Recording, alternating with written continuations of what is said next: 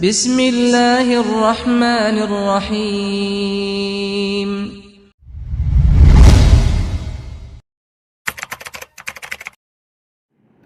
Bismillahirrahmanirrahim. Assalamualaikum warahmatullahi wabarakatuh.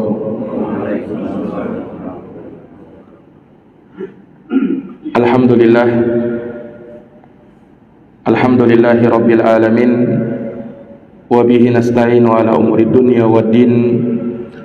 Asyhadu an la ilaha illallah wahdahu la syarikalah, ilahul awwalina wal akhirin.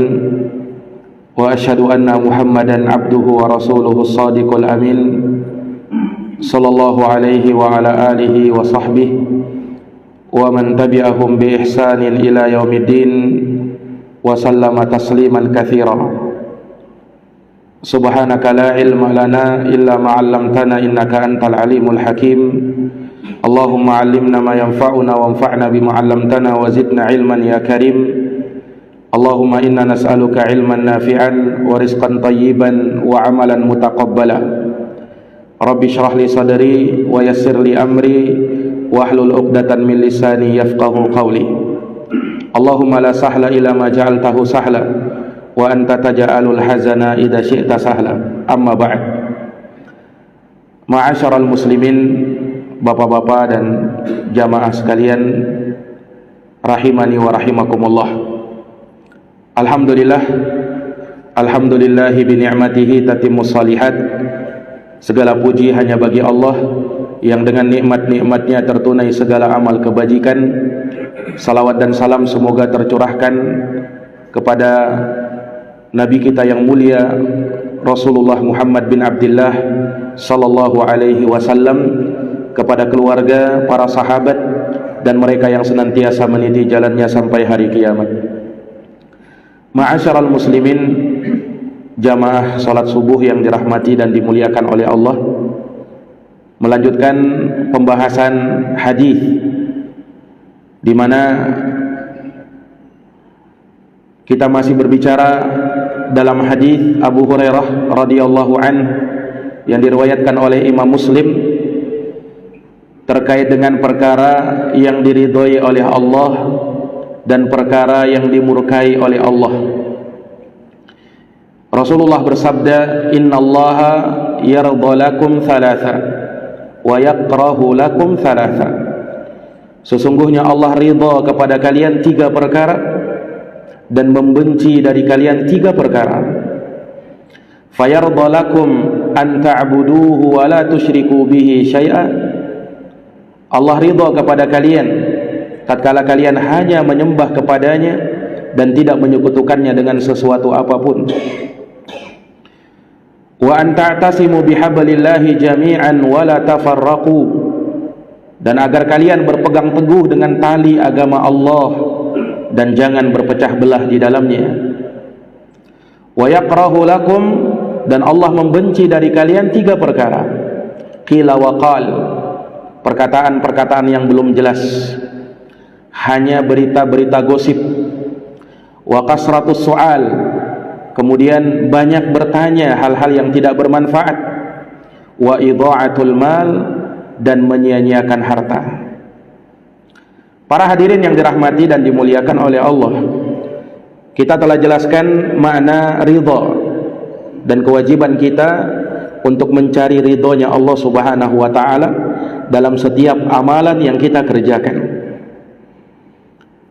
Maka Allah subhanahu wa ta'ala meridhai hamba-hambanya, dan Allah meridhai amalan hamba-hamba tersebut dari amal-amal kebaikan tentu saja. Maka disebutkan dalam hadis ini 3 perkara yang diridhai oleh Allah. Satu di antaranya sudah kita bahas di pertemuan sebelumnya, an ta'buduhu wa la tusyriku bihi syai'a, yaitu kalian hanya beribadah kepada Allah dan tidak menyekutukannya dengan sesuatu apapun. Ini untuk mentauhidkan Allah subhanahu wa ta'ala semata di dalam ibadah dan tidak menyekutukannya dengan siapapun dan apapun itu. Kemudian hal yang kedua dan sekaligus hal yang ketiga, wa an ta'tasimu bihablillahi jami'an wa la tafarraqu, dan agar kalian berpegang teguh dengan tali agama Allah. Ini yang kedua. Wala tafarraqu, dan yang ketiga, jangan kalian berpecah belah di dalamnya. Maka ini perkara yang mendatangkan ridha Allah Subhanahu wa taala kepada hamba. Yani kita berpegang teguh dengan tali agama Allah dan jangan berpecah belah. Di dalam Al-Qur'an surat Ali Imran mulai dari ayat 103, Allah Subhanahu wa taala berfirman, wa'tasimu bihablillahi jami'an wa la tafarraqu wadhkuru ni'matallahi 'alaikum idh kuntum a'daan fa'allafa baina qulubikum fa asbahtum bi ni'matihi ikhwana wa kuntum 'ala syafa hufratin minan nar fa anqadhakum minha kadzalika yubayyinullahu lakum ayatihi la'allakum tahtadun. Allah berfirman, wa'tasimu, berpegang teguhlah kalian, i'tisamlah kalian dengan apa? Bihablillah, dengan tali agama Allah. Jami'an, semua dari kalian tanpa terkecuali. Wala tafarraqu, dan jangan berpecah belah. Jadi apa yang disebutkan dari hadis tadi itu semakna dengan ayat ini. Wa'tasimu bihablillahi jami'an wa la tafarraqu, berpegang teguhlah kalian kepada tali agama Allah dan jangan berpecah belah. Kemudian Allah ingatkan suatu nikmat yang Allah pernah berikan kepada para sahabat Nabi, yang dulunya mereka berpecah belah, yang dulunya mereka berselisih, bahkan berperang di antara mereka. Allah ingatkan, wadhkuru ni'matallahi alaikum, ingatlah nikmat Allah yang telah dianugerahkan kepada kalian. Idh kuntum a'daan, yaitu tatkala kalian dulunya saling bermusuh-musuhan. Ini menyinggung tentang sahabat Ansar yang dahulu mereka terbagi menjadi dua kabilah besar, yaitu kabilah Aus dan Khazraj. Masyhur kisahnya dalam sejarah, yang mana mereka berperang terus menerus, turun temurun tanpa henti, perang saudara. Ini dahulunya penduduk Madinah ketika itu, yang dahulunya disebut dengan Yathrib. Mereka terbagi menjadi dua kabilah besar dan tidak pernah ada kata damai di antara mereka. Turun temurun mereka berperang. Tapi apa yang terjadi setelah Islam datang? Fa'allafa baina qulubikum, Allah satukan hati-hati kalian, sehingga tidak ada lagi yang namanya permusuhan. Tidak ada lagi Aus dan Khazraj, yang ada adalah Ansar. Mereka disatukan oleh Nabi, kemudian dinamakan dengan sahabat Ansar. Wa kuntum, kemudian Allah Subhanahu wa taala ingatkan, fa asbahtum bi ni'matihi ikhwana, maka dengan itu, dengan nikmat dari Allah, kalian pun bersaudara. Wa kuntum ala syafa hufratin minan nar, padahal dulunya kalian hampir-hampir berada di tepi jurang api neraka. Fa anqadakum minha, lalu Allah selamatkan kalian darinya. Kadzalika yubayyinullahu lakum ayatihi, demikianlah Allah telah jelaskan kepada kalian ayat-ayatnya, la'allakum tahtadun, agar kalian mendapatkan petunjuk. Para hadirin yang dirahmati dan dimuliakan oleh Allah, maka di dalam ayat ini dan hadis yang mulia tadi, Allah perintahkan kita untuk berpegang teguh dengan agamanya, berpegang teguh dengan tali agamanya. Maksudnya apa? Maksudnya kata para ulama, yakni bersatu di atas Al-Quran dan sunnah Nabi Sallallahu Alaihi Wasallam. Itulah persatuan yang diinginkan di dalam Islam. Sehingga kalau ingin bersatu, maka harus merujuk kepada Al-Quran dan As-Sunnah. Kalau bersatu tidak di atas nilai-nilai Al-Quran dan As-Sunnah, maka itu namanya persatuan yang semu, persatuan yang tidak diinginkan di dalam Islam. Kelihatannya saja bersatu, tapi hati mereka berpecah belah. Nah, inilah yang disebut di dalam Al-Quran persatuan ala Yahudi. Allah tidak inginkan persatuan yang semacam itu. Allah nyatakan di dalam Quran, di dalam surat Al-Hasyr, tahsabuhum jami'an wa qulubuhum syatta. Kamu menyangka mereka itu bersatu, kata Allah, orang Yahudi. Kelihatannya saja badan mereka bersatu. Wa qulubuhum syatta, tapi hati mereka berpecah belah.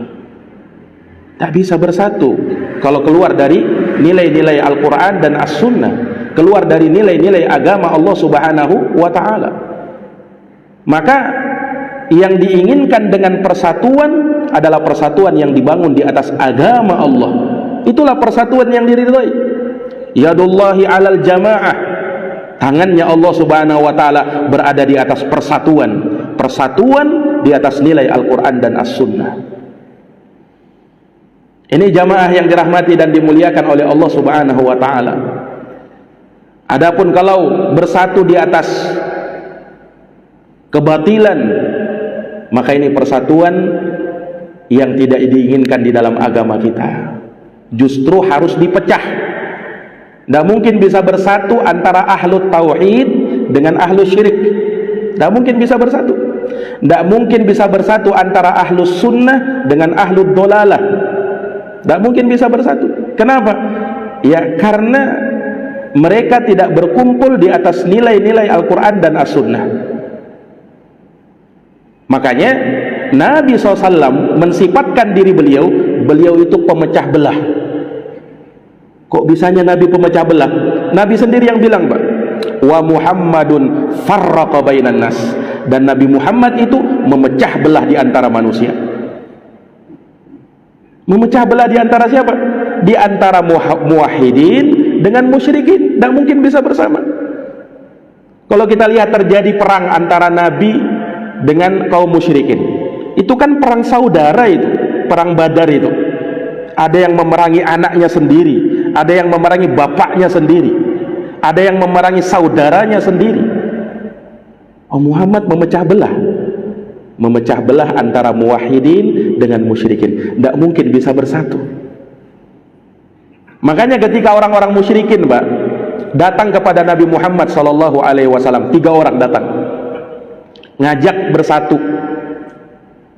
Mereka sudah capek. Mereka bilang, wahai Muhammad, sudahilah permusuhan kita, ayo kita bersatu aja. Persatuan yang bagaimana?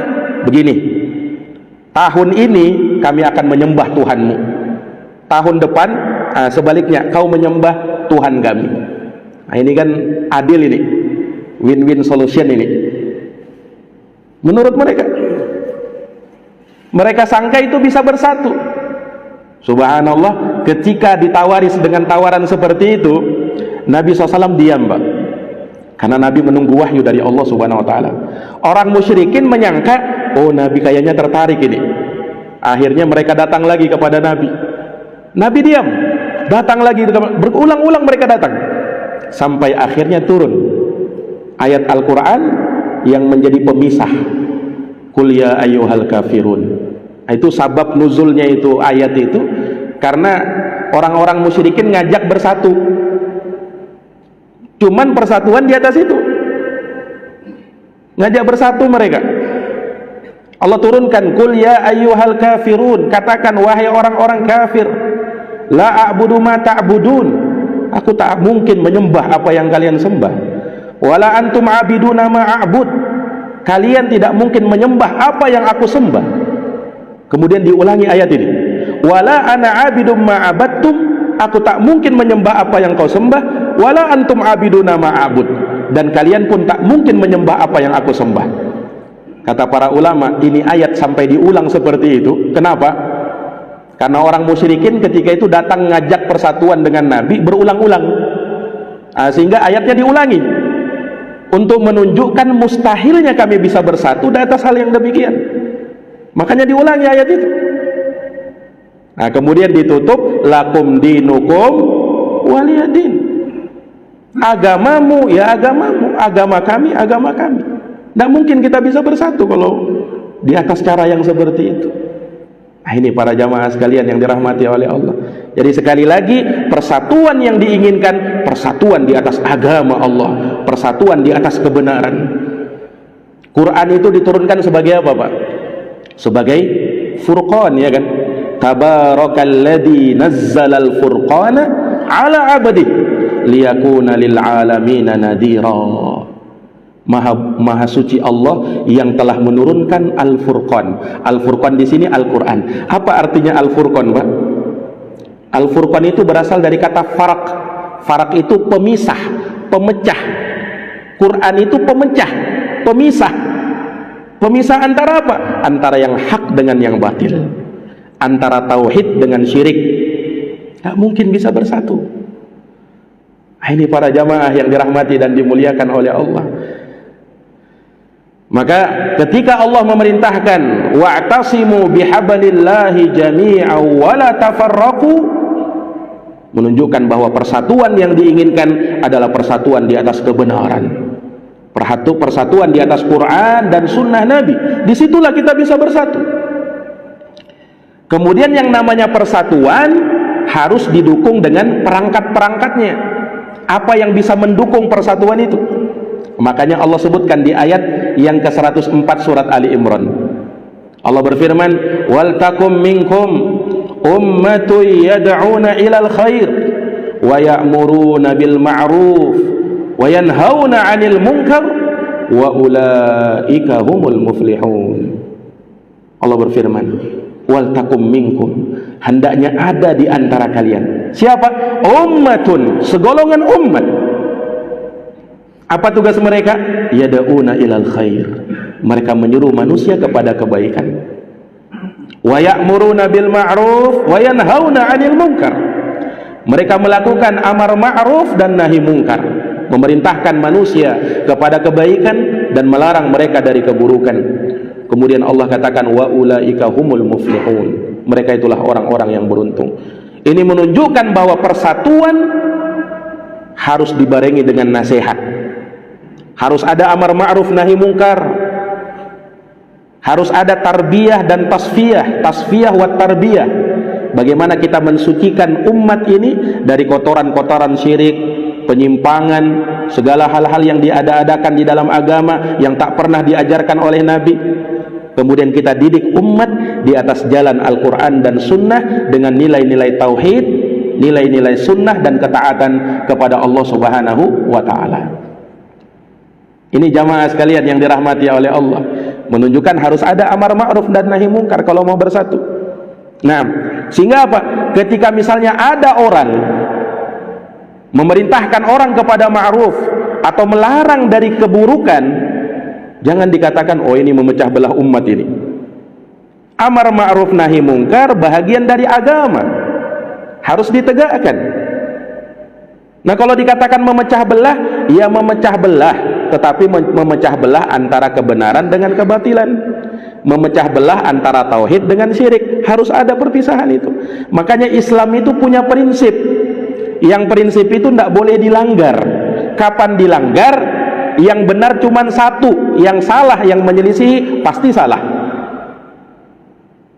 Ini jamaah sekalian yang dirahmati oleh Allah. Ada yang seperti itu di dalam agama kita. Makanya kata ulama, al-haqqu wahidun la yata'addad. Yang namanya kebenaran itu satu, tak berbilang dia. Allah Subhanahu wa Ta'ala menunjuki jalan itu yang bagaimana? As-sirat al-mustaqim. Ihdinas sirat al-mustaqim. Tunjuki kami ya Allah as-sirat, jalan yang lurus. Satu jalan saja, tidak berbilang jalannya. Satu jalan saja. Beda kalau penyimpangan. Kalau penyimpangan banyak jalannya, disifatkan subul.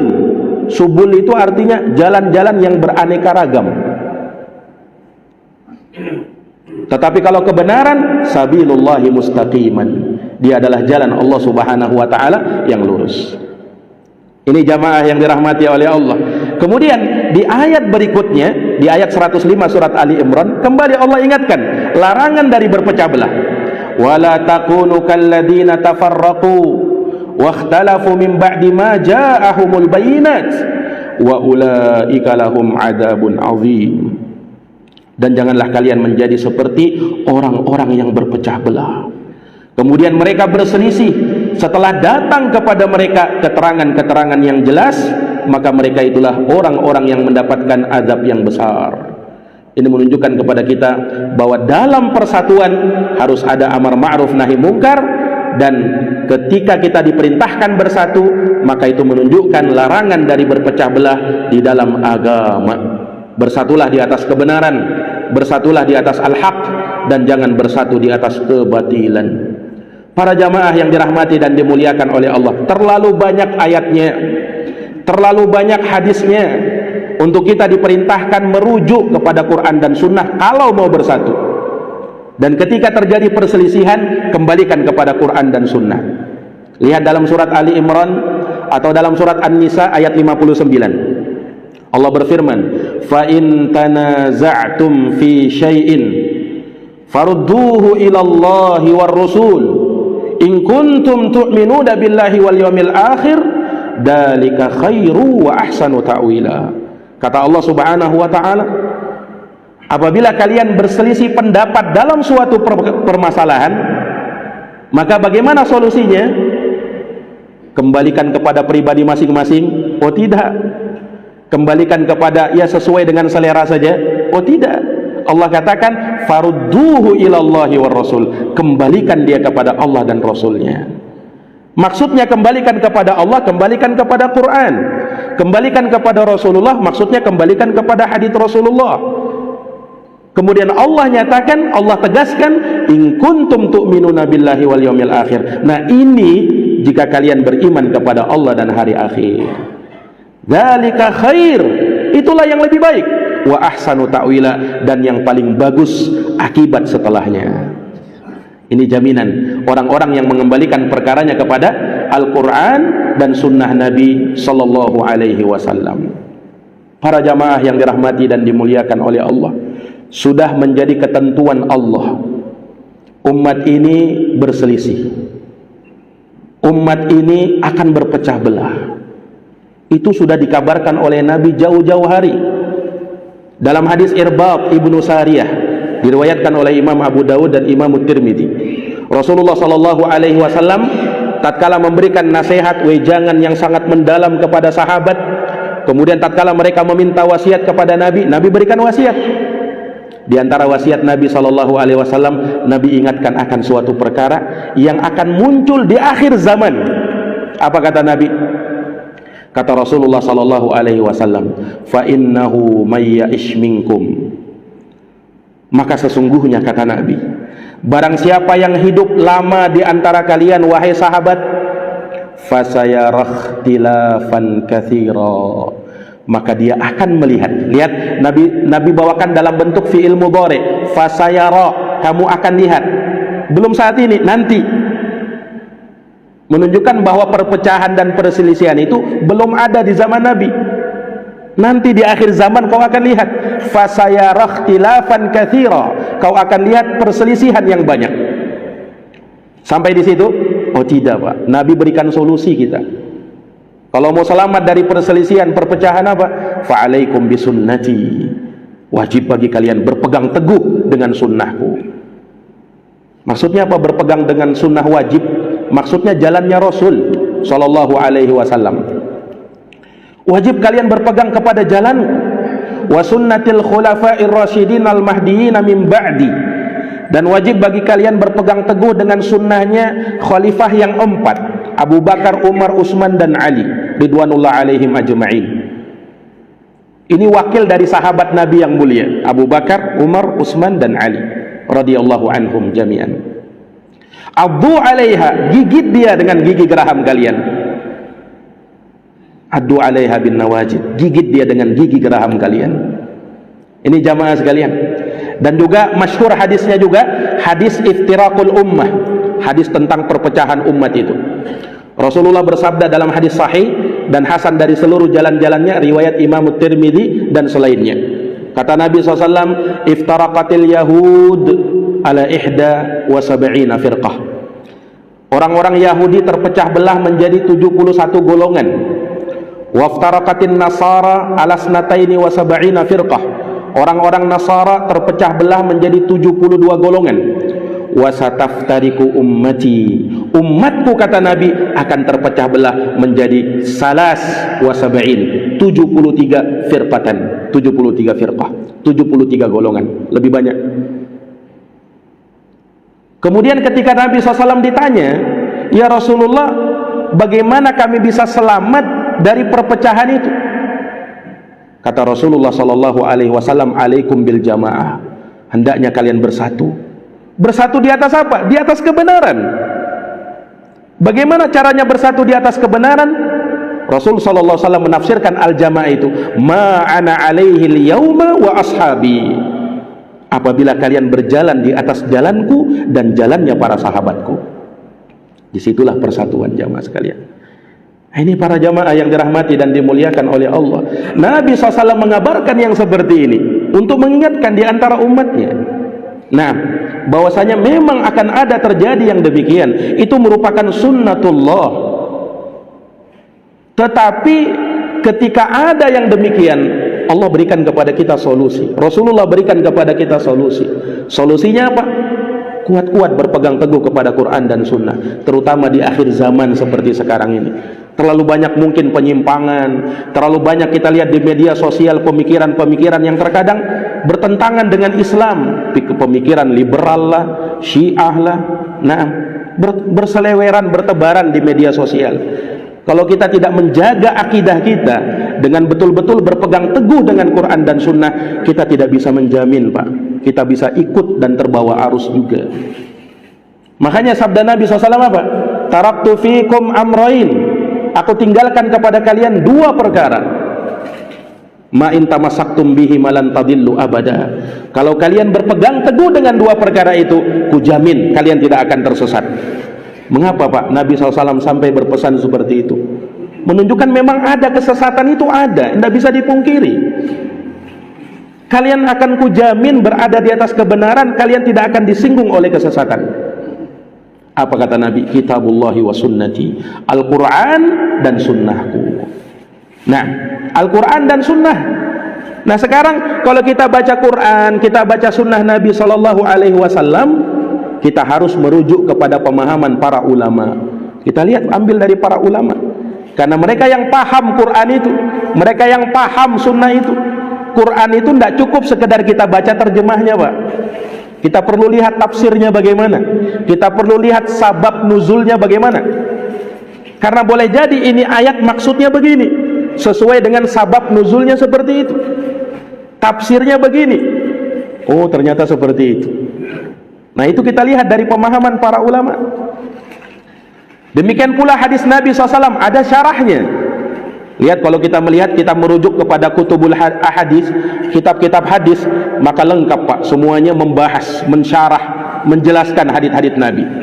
Rujukan kita terutama dalam hadis misalnya Sahih Bukhari, Sahih Muslim, Sunan Abu Daud, Sunan Tirmizi, Sunan An-Nasai, Sunan Ibn Majah.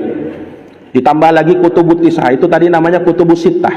Ada lagi namanya kutubut tis'ah, ditambah 3 lagi. Musnad Imam Ahmad, kemudian Sunan Ad-Darimi, kemudian Muwatta'nya Imam Malik. Itulah kitab rujukan dalam masalah hadis. Kalau kita mau melihat hadis Nabi, pelajari nih hadis-hadis ini. Terutama Sahih Bukhari dan Sahih Muslim. Nah, kalau Sahih Bukhari, Sahih Muslim tidak diragukan kesahihannya. Jelas sahih itu.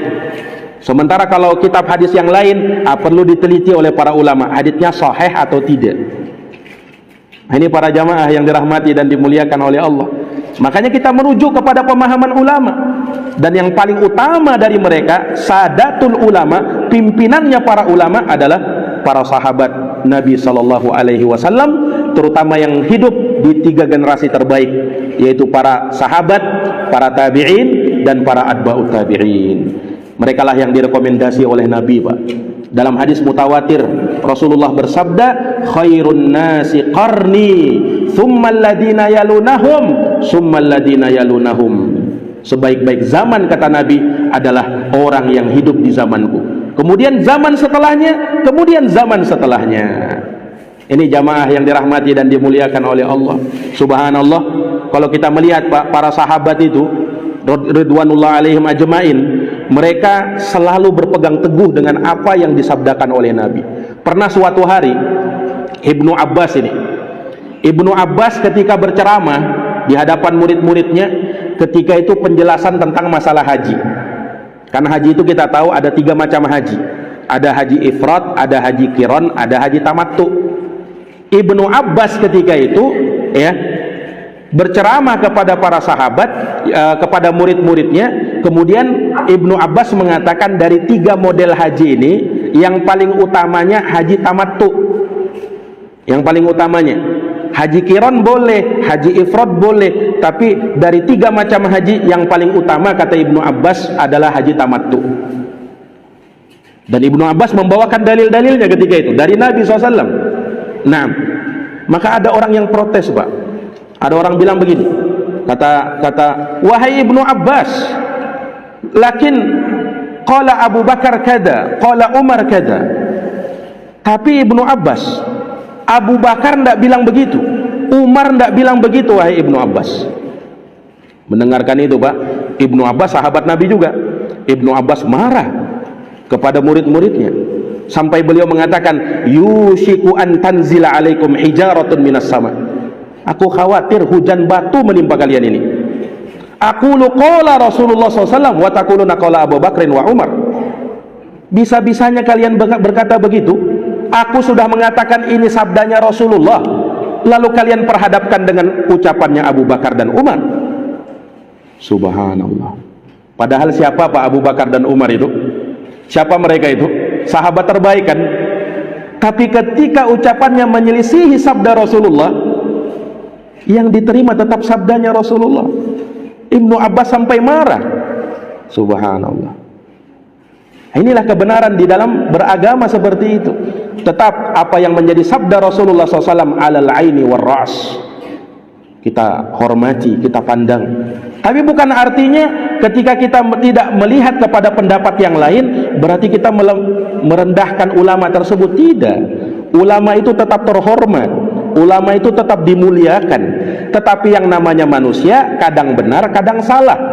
Imam Malik rahimahullah, gurunya Imam Syafi'i, pernah berkata, kullu ahadin yu'khadu min qawlihi wa yutrak. Semua orang, kata Nabi, siapapun dia, kata Imam Malik bin Anas, Imam Malik rahimahullahu ta'ala, semuanya boleh ucapannya diambil dan boleh ditolak, illa sahibah hadal qabr, kecuali pemilik kuburan ini. Imam Malik menunjuk kuburannya Rasulullah. Kecuali pemilik kuburan ini, kata Imam Malik, yaitu Rasulullah SAW, yang ucapannya selalu benar, tidak mungkin salah, karena beliau maksum. Sementara yang lainnya bisa benar dan bisa salah.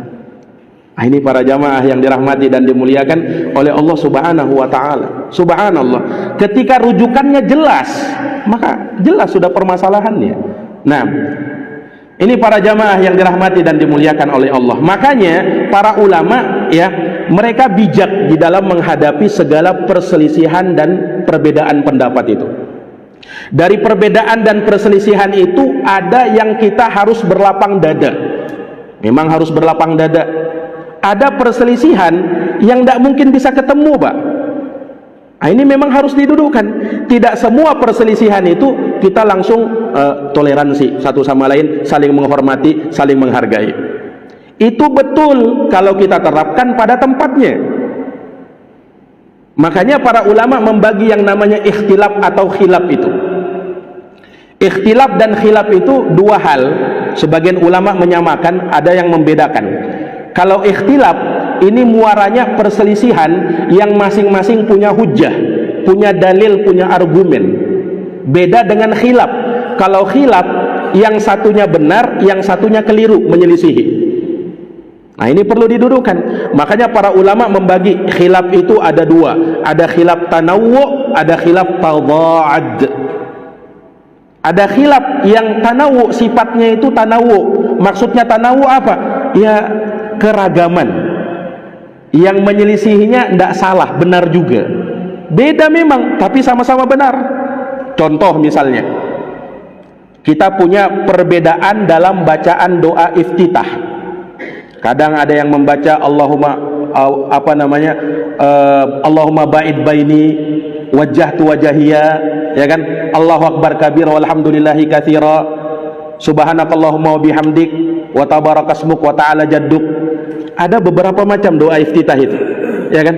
Ketika misalnya ada yang baca doa iftitah Allahu Akbar kabira, yang satunya membaca doa iftitah Allahumma ba'id baini, yang satunya membaca subhanakallahumma rabbana subhanakallahumma bihamdik, ini tidak boleh saling menyalahkan satu sama lain. Kenapa? Semuanya benar. Semuanya benar. Sama dengan doa sujud, doa ruku, itu bukan hanya subhana rabbiyal a'la saja, subhana rabbiyal azim saja. Ada bacaan yang lain, Pak. Bisa membaca subuhun quddus rabbul malaikati warruh, bisa membaca subhanakallahumma wa bihamdik, bisa membaca doa-doa yang lain dari doa-doa yang warid. Ini namanya khilafut tanawwu, khilaf yang di situ ada tanawu, keragaman saja. Boleh yang ini, boleh yang itu. Nah, ini harus toleransi, jelas ini harus toleransi. Nah, ada khilaf namanya khilafut tabaad, khilaf yang saling bertentangan. Nah, khilaf tabaad ini terbagi lagi menjadi dua. Ada khilaf tabaad mu'tabar, ada khilaf tabaad ghairu mu'tabar. Ini supaya kita bijak dalam memahami perbedaan dan perselisihan itu.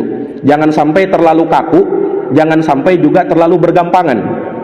Nah, kita dudukkan khilaf perselisihan itu sesuai dengan tempatnya. Para jamaah yang dirahmati dan dimuliakan oleh Allah, para ulama itu dari dahulu dan semenjak dulu sudah berselisih.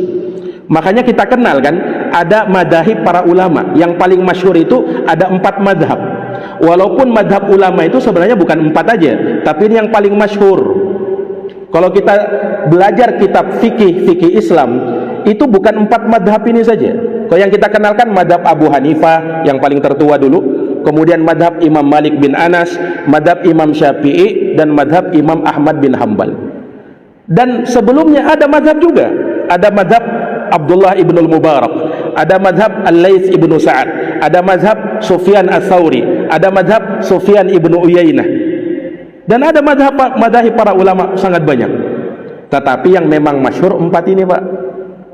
Nah, ini jamaah sekalian. Nah, 4 orang ini, 4 ulama ini, Abu Hanifah, Malik, Syafi'i, dan Imam Ahmad bin Hanbal rahimahumullah, semuanya ulama Islam.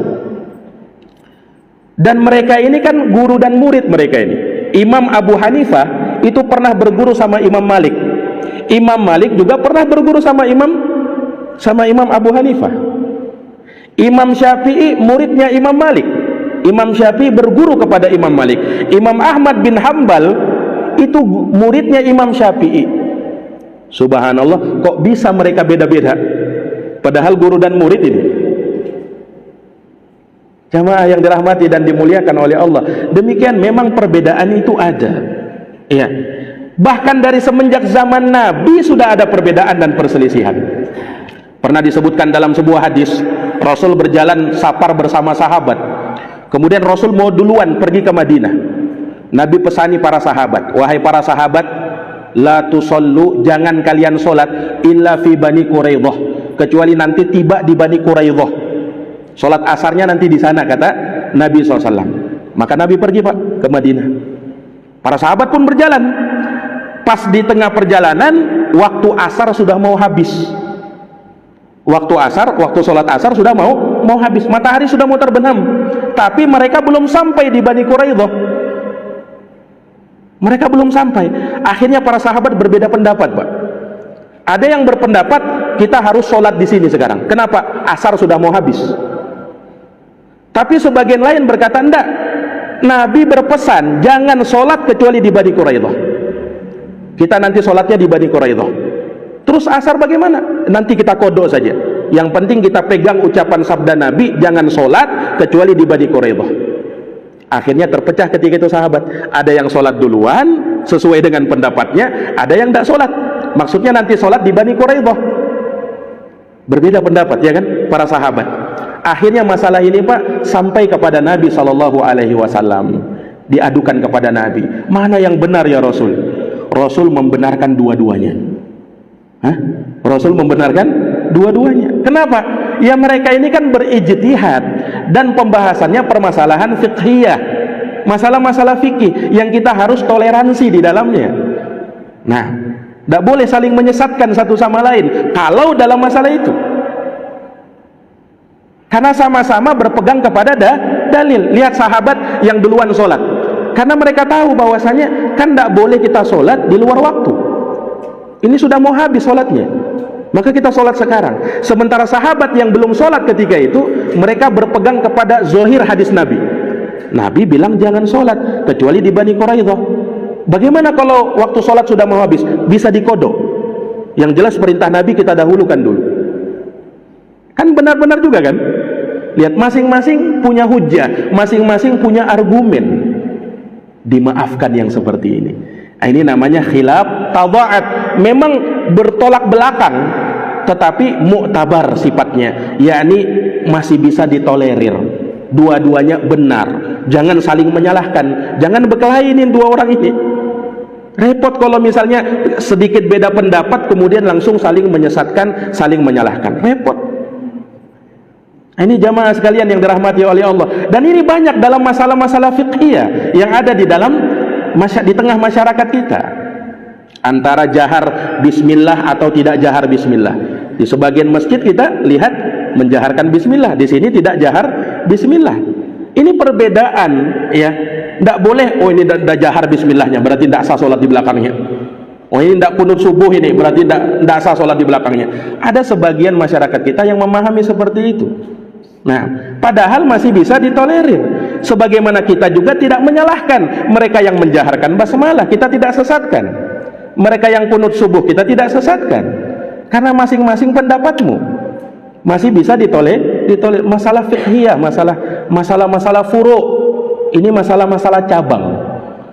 Jangankan kita, dahulu ulama kibar sudah berbeda pendapat dahulu mereka. Imam Syafi'i berpendapat kunut subuh sunnah, Imam Ahmad bin Hambal tidak disyariatkan, padahal muridnya itu. Nah, ini para jamaah yang dirahmati dan dimuliakan oleh Allah. Makanya kita harus bijak dalam melihat perbedaan pendapat itu. Jangan langsung terburu-buru salah ini. Nah, lihat dulu. Nah, tapi ada namanya khilaf tada'at ghairu mu'tabar. Nah, disinilah perpecahan di sini. Nah, makanya sikap tengah kita dalam hal ini dilihat juga. Jangan kayak orang liberal, Pak. Sampai kalau orang liberal itu kan semua agama sama. Nah, ini terlalu apa ini? Terlalu bermudah-mudahan dalam semua perbedaan. Oh sudah beda, tidak masalah, kita sama-sama, kita jalan sama. Kita tergabung dalam agama Ibrahimiyah. Nah, semuanya benar, tidak boleh disalahkan. Subhanallah. Ini terlalu apa? Terlalu bergampangan. Jadi ada memang yang ekstrim itu terlalu kaku, ada juga yang terlalu bergampangan. Nah, kita bersikap di tengah-tengah. Wa kadzalika ja'alnakum ummatan wasata. Demikianlah kami jadikan kalian umat pertengahan. Bagaimana itu, Ustaz? Ya tidak bisa bertemu lah. Kalau misalnya ada perbedaan, yang satu merujuk kepada Quran dan Sunnah, yang satunya mengatakan Quran kita tidak lengkap. Orang-orang Syiah apa mengatakan Quran kita tidak sempurna itu katanya. Mereka punya mushaf Fatimah namanya. Mushaf Fatimah 2 kali lebih tebal daripada Quran.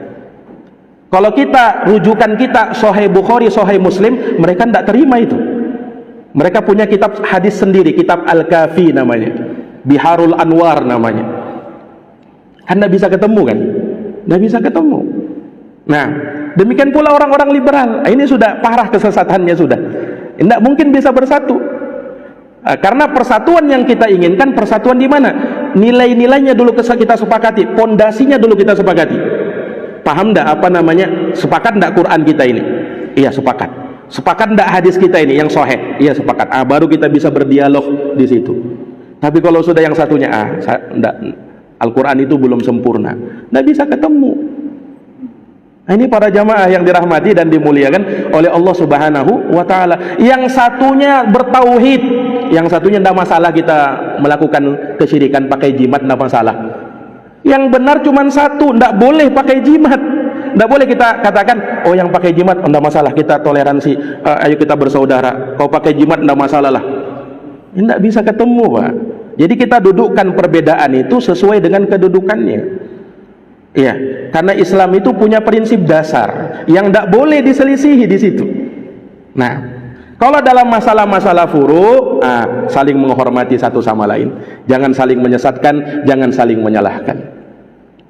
Subhanallah. Ada perbedaan-perbedaan dulu Pak, dari kalangan, bahkan di kalangan ulama, tetapi khilafnya tidak dianggap, namanya khilafun syadz, khilaf yang ganjil, yang tidak bisa ditolerir juga.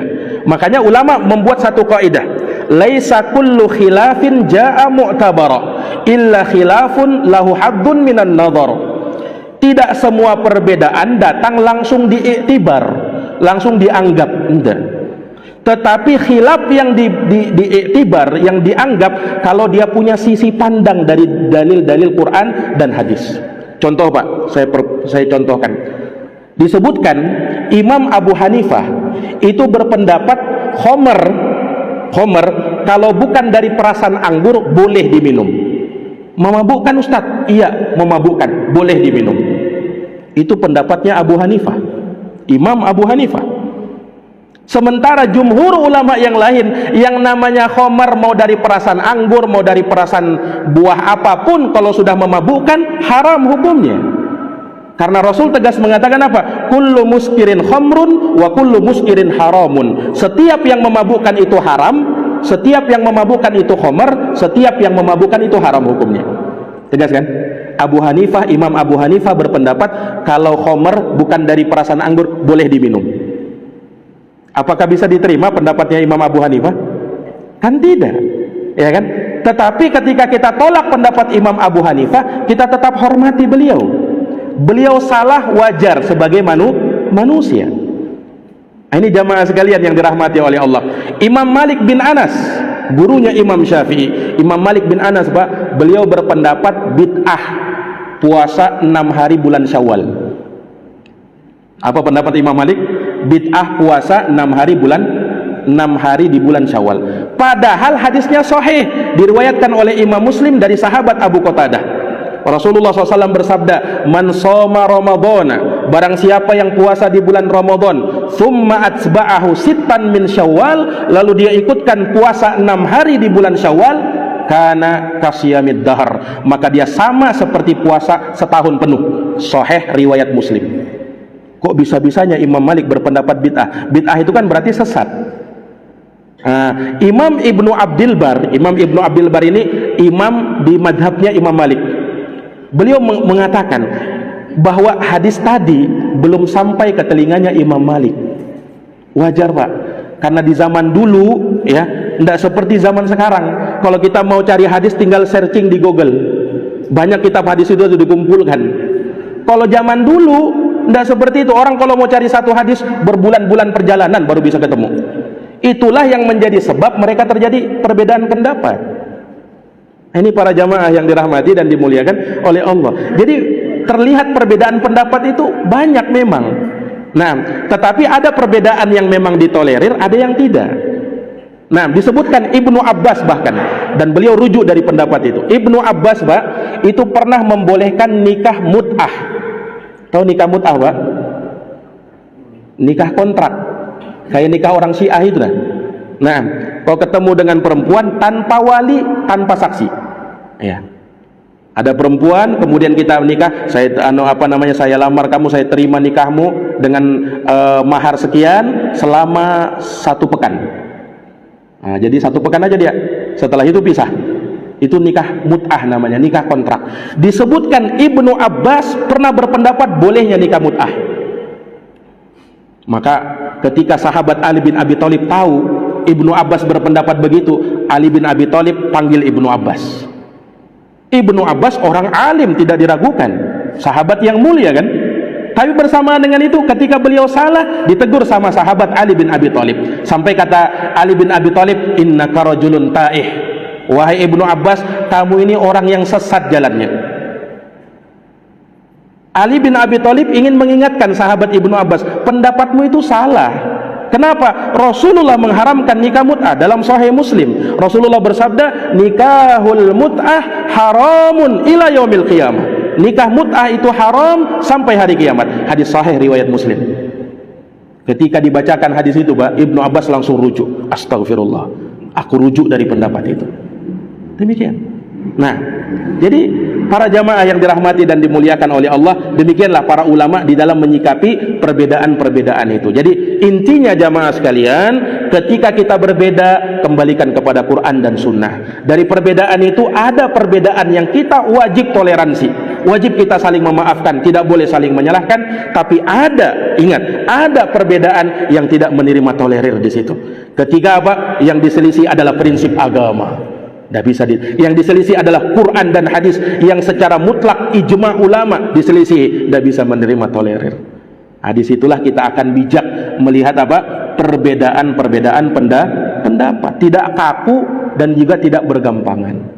Para jamaah yang dirahmati dan dimuliakan oleh Allah, maka ini yang bisa kami paparkan. Dan sekali lagi, intinya dari hadits yang mulia ini dipaparkan tentang masalah apa yang diridhoi oleh Allah Subhanahu wa taala. Allah ridho dengan persatuan kita, bersatu di atas Al-Quran dan Sunnah dengan tali agama Allah, dan Allah larang kita dari berpecah belah. Tidak boleh berpecah belah. Nah, semoga bermanfaat. Jazakumullah khairan atas perhatiannya. Mohon maaf atas segala kekurangannya. Hadanallahu wa iyyakum ajma'in. Kita akhiri dengan doa kafaratul majlis. Subhanakallahumma wa bihamdika asyhadu an la ilaha illa anta astaghfiruka wa atubu ilaik. Subhana rabbika rabbil izzati amma yasifun wa salamun alal mursalin walhamdulillahi rabbil alamin. Assalamualaikum warahmatullahi wabarakatuh.